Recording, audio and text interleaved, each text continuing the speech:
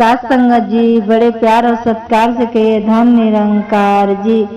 साथ संगत जी दासी आशा करती है कि आप लोग कुशल मंगल रहे, सतगुरु माता जी की कृपा आपके ऊपर सदा बने रहे। साथ संगत जी दासी एक छोटा सा विचार बताने जा रही है। साथ संगत जी जिसे हम लोग क्या करते हैं, सत्संग सेवा सिमरन, हमें तीन तो करना ही है, बहुत जरूरी। और सिमरन तो हमेशा करना है साथ संगत जी, एक दवा का रूप में। जैसे आप डॉक्टर के पास जाते हैं साथ संगत जी, तो डॉक्टर आपको परहेज बता देता है, तो अपने को साथ संगत जी परहेज के उपाय और साथ संगत जी ये दुख सुख से नहीं घबराना चाहिए। अगर अपने ऊपर दुख नहीं आएगा तो आप समझेंगे नहीं इसका मतलब क्या होता है। तो साथ संगत जी यही कहने का भाव है। बाबा जी कहते हैं कि दुख सुख जो आता है, अपने के ऊपर कठिनाइयां आती है तो आपको एहसास तो गलत होता है, पर इसमें क्या होता है कि आपको मजबूती होती है। अगर दुख भी आता है, अभी संत महात्मा जो है सेवा सत्संग में जुड़े रहते हैं, सेवा जहाँ पे लगता है भाग भाग के करते हैं, उनकी कैसी भी परिस्थिति है लेकिन वो पता नहीं चलता है साथ संगत जी, चेहरे पे मुस्कान, चेहरे पे एकदम खुशी रहती है, एकदम श्रद्धा भाव से सेवा करते हैं। तो साथ संगत जी यही कहने का भाव है। एक किसान था तो खेती किया था गेहूं का। तो साथ संगत जी जब बारिश आती थी तो बाढ़ आया तो बीज जो है गल जाता है। खेती में जो उगा रहता है, फल फला रहता है, अगर कोई भी फल फरा भी है तो गल जाता है, उसमें कुछ टाइम पानी रुके रहता है, ठहर जाता है। तो यही कहने का भाव है साथ संगत जी। तो किसान ने परमात्मा को दोषी ठहराने लगा, बोलने लगा कि हे परमात्मा, आपका ये क्या लीला है, क्या आपने क्या करते हो, हमारे साथ बहुत बुरा कर रहे हैं। तो भगवान जी बोलने लगे, क्या मैं बुरा कर रहा हूँ, ये तो सुन सुन के रोज रोज वो भी सोचने पड़ गए।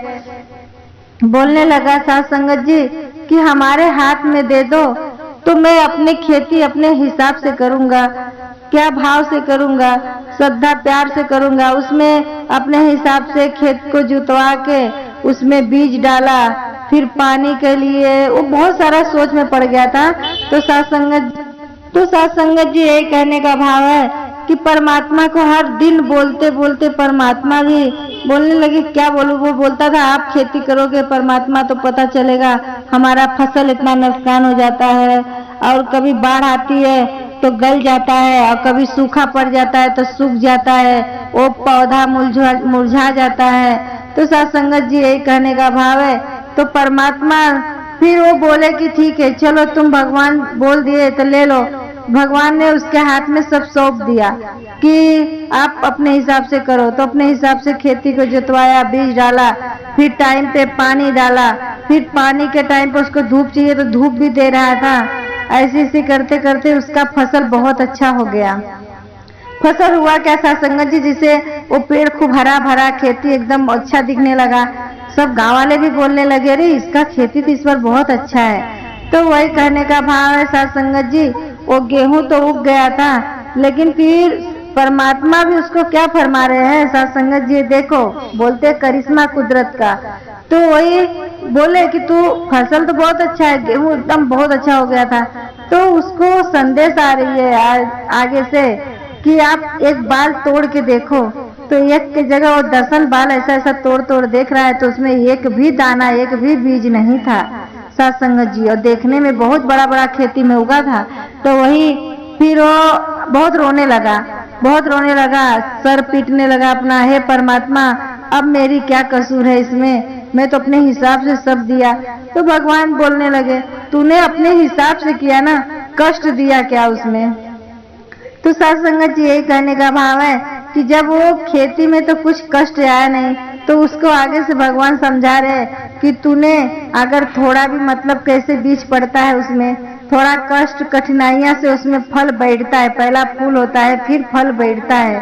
तो फल बैठने को चांस ही नहीं दिया, टाइम पे उसको हवा पानी धूप सब तुम दे रहे हो, अपने हिसाब से दे रहे हो, तो उसको सब खुशियां मिल गई। इसके लिए वो फल नहीं बैठा, तो क्यों रो रहे। अभी तो जैसे तुम बोले वैसे ही मैं किया ना, तुम्हारे अभी नहीं दे रहा था तो तुम बहुत मुझे सुना रहे थे, गाली में भाषा में सब बोल रहे थे, भगवान तुमको जब खेती करना होगा तो पता चलेगा, अभी मैं कर रहा हूँ तो मेरा दर्द मैं जानता हूँ, तो अभी क्यों रो रहे हो। तो फिर यही कहने का भाव साथ संगत जी, वो भी बोलने लगा, किसान भाई, हे परमात्मा, आप तो बहुत ज्ञानी हो, आप तो सृष्टि का रचयिता हो, आप ही तो सब चलाते हो, आप ही तो सब देखभाल करते हो।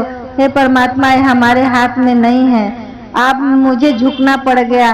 वो अपना माथा मस्तिष्क होके झुक के बहुत दर्द होने लगे, उसको बहुत तकलीफ महसूस हुआ कि परमात्मा, मैं आपसे माफी मांग रहा हूँ, ऐसा आज के अंदर गलती मैं नहीं करूँगा, मुझे क्षमा कर दो परमात्मा। तो उसने क्षमा मांगने लगा। फिर यही कहने का भाव है साथ संगत जी, जब हमारे ऊपर दुख आती है तो मुझे बहुत खुशी होनी चाहिए, हमें ये नहीं होना सोचना चाहिए कैसी भी परिस्थिति है और अपने को बदलाव नहीं लाना है साथ संगत जी, खुशी भी नहीं रखना है, अपने को बहुत खुश भी नहीं रहना है कि हम बहुत खुशी हैं, दुख और सुख सब झेलना रहता है साथ संगत जी। फिर उसमें कैसी भी परिस्थिति हो एकदम एक अस्थिर हो जाओ, अपने मन शांति कर लो साथ संगत जी, सत्संग जाओ, सेवा करो, सिमरन करो, संत महात्मा लोग का सत्कार करो, प्रसाद पे बुलाओ, ऐसा कुछ नहीं होता है साथ संगत जी। अपने पास जो श्रद्धा भाव से हम बुलाते हैं वो प्रसादी कराते हैं, उसमें बहुत खुशी की बात होती है साथ संगत जी। यही कहने का भाव है। दासी से भी कुछ गलतियां हुई रहेगी बोलने में तो दासी को भी क्षमा करना साथ संगत जी। आप लोग दासी को भी आशीर्वाद दो, सेवा सत्संग सिमरन में लगे रहे, सदगुरु माता जी से जुड़े रहे, उनकी दामन पकड़ के रखे साथ संगत जी। प्यार और सत्कार से कहिए धन निरंकार जी।